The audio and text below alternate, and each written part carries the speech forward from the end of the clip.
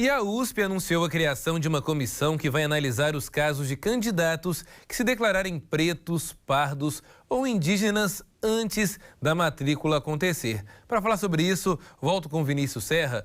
Vinícius, é interessante pensar também que uma universidade precisa, como a USP, por exemplo, super renomada, precisa manter pessoas ali, perdão, para poder justamente analisar os fatos, né? Para poder analisar os candidatos, a relação deles realmente ali com a sua questão de raça.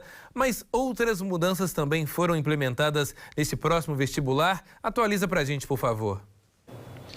Exatamente, Elias. Essa autodeclaração, essa comissão ainda vai ser avaliada para entender qual que vai ser a melhor forma de poder fazer essa apuração, né? Poder fazer esse regulamento ali na hora da matrícula. Entre as mudanças, né, é importante a gente destacar que as mudanças são apenas válidas para as vagas do vestibular da FUVEST, tá? Que é o vestibular da USP. As vagas para o SISU, que são para aqueles candidatos que fazem a prova do Enem, não sofrem alterações a partir de 2023. Entre essas mudanças, a gente tem que todos os candidatos concorrerão primeiramente a vagas destinadas à ampla concorrência.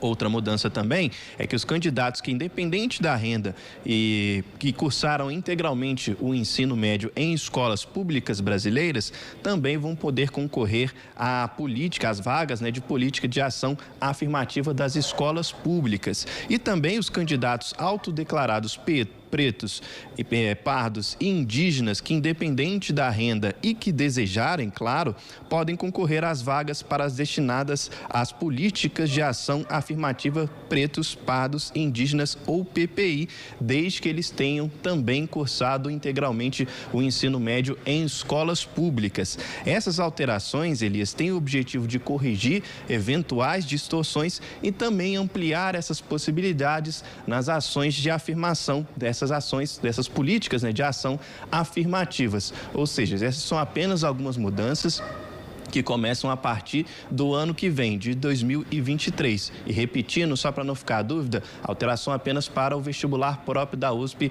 as vagas para a FUVEST, que são cerca ali, Elias, de mais ou menos 8.300 vagas.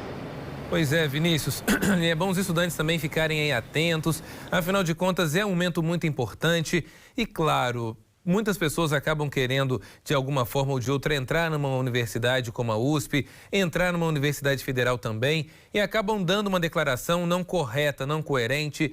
Mas olha, isso além de ser realmente contra a lei, é também uma forma de não pensar no próximo. As políticas de cota, elas existem justamente para que o sistema possa ser mais justo.